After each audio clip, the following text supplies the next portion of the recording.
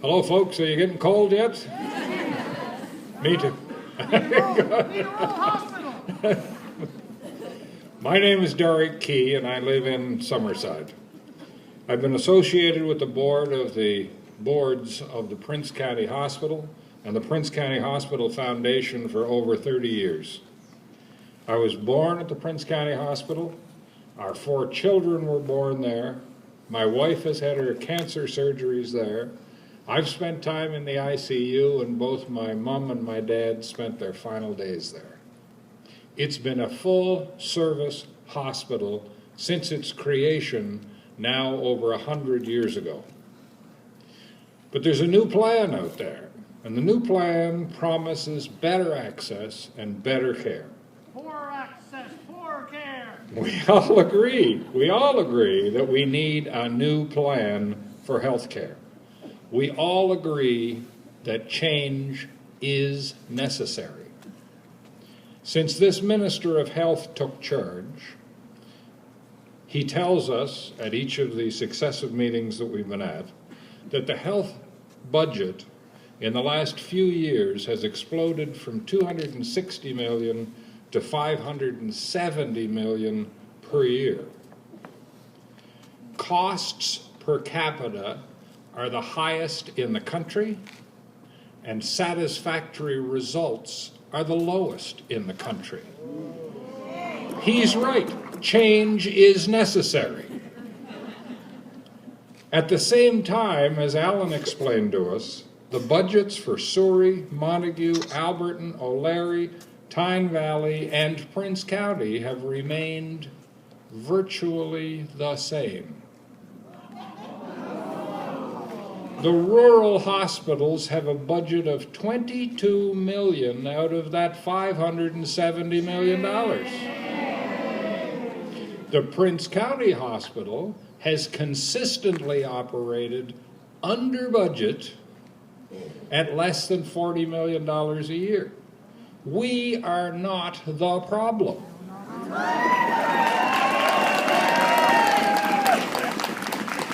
Reducing our services, closing our acute care beds, reducing the doctors available to us, minimizing the primary care services available to everybody who doesn't live within the confines of this community is not the solution.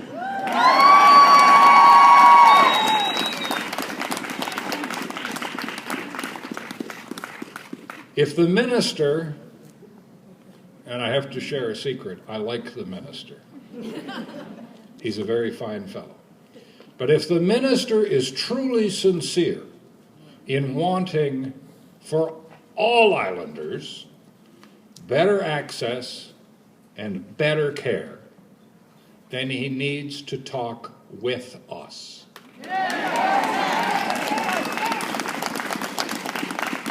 We all understand the challenges, but talking at us is not going to find the solution. Empty platitudes and a hollow slogan of better access, better care doesn't solve the problem. The plan as proposed praises the Queen Elizabeth Hospital and the Prince County Hospital as the pillars of acute care. The fancy brochures claim that the QEH and the PCH will be the major acute care referral hospitals. Let's be perfectly clear here. Prince County Hospital has lost staff, administrative support. It's had pediatrics, emergency surgery, and all general surgery threatened over just the last few years. 4 months before this plan was announced, 4 months before this plan was announced, we were at the table with the minister, fighting the decision of Health PEI that was going to close down emergency surgical services at the Prince County Hospital. Who was going to look after us? Today, for the purpose of selling this plan, today, we're now referred to as the major referral hospital. a pillar of acute care. 4 months ago, they were trying to shut us down. Either we were being led astray then, or we're being led astray now.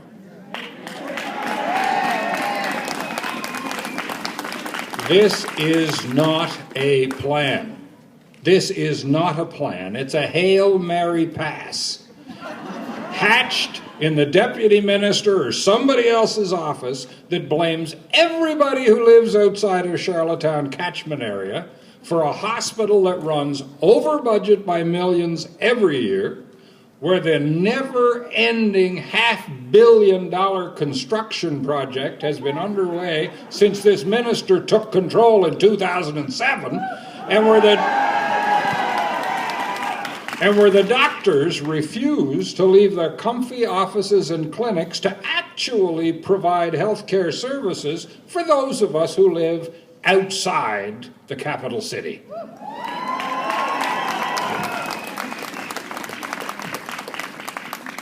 I want to close with this little bit of history.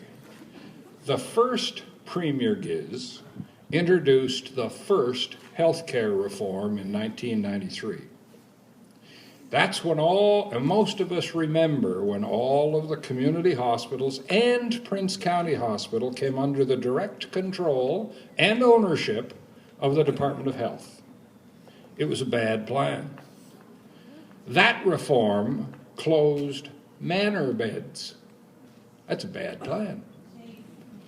That reform reduced the number of seats, medical seats, that we buy at medical training facilities for doctors. That's a bad plan. The truly frightening thing, and why I think that history is important, is that that plan was based solely on the input of the bureaucrats who work over there, the experts, the planners, the doctors who were paid to come in and tell us how brilliant we were with such a wonderful plan. Now, does that background sound vaguely familiar to any of you? There was no consultation with the people who used the services. There was no dialogue with islanders. And we're still suffering from that bad plan today. In fact, in my view, it's probably caused the largest part of the problems we're trying to address today.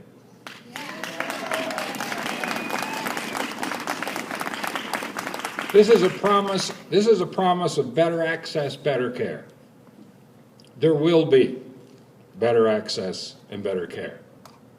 But it won't be for you and for me, because we've chosen to live in the wrong place.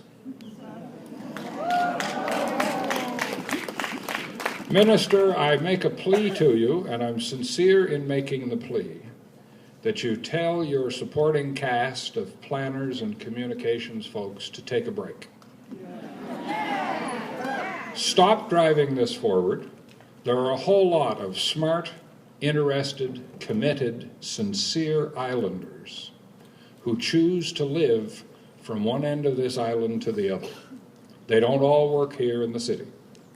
If you want better access, better care, and better budget control, Mr. Minister, perhaps it's time you talked with some of these people here.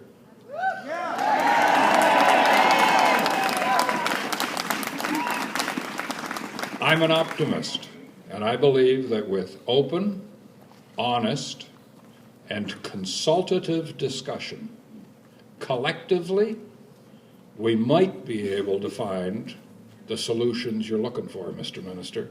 But you're not going to get there this way. Thanks very much.